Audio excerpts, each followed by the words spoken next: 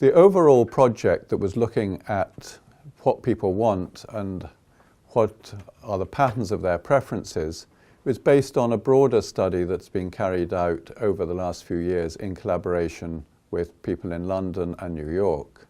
But in this case, we were very specifically looking at how can we best understand what people's preferences are at this crucial time in their life. The approach we took to this was to use what is called discrete choice experiments. That is to say, we ask people questions in a survey that allow us then to work out what the underlying patterns of their preferences look like.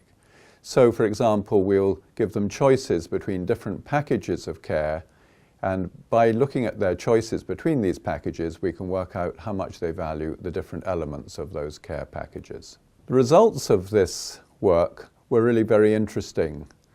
Overall, people are very satisfied with what they're offered by palliative care services and show great appreciation for the efforts that are made. But it's also important to understand that it's not just what people receive that is valued, it's also the manner in which these services are provided and the manner in which they're delivered. People will often be very forgiving of an inability to solve a problem if people are clearly trying to do so. And equally, even if the problem is very well managed, if the style and access to care is very difficult, they show great unhappiness at this.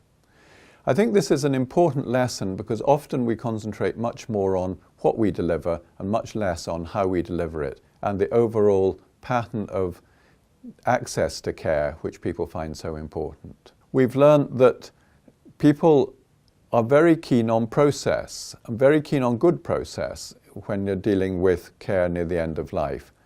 As people have often pointed out, it's not the problem that not being solved, it's the way in which people are frustrated by their attempts to solve a problem that can cause the greatest distress.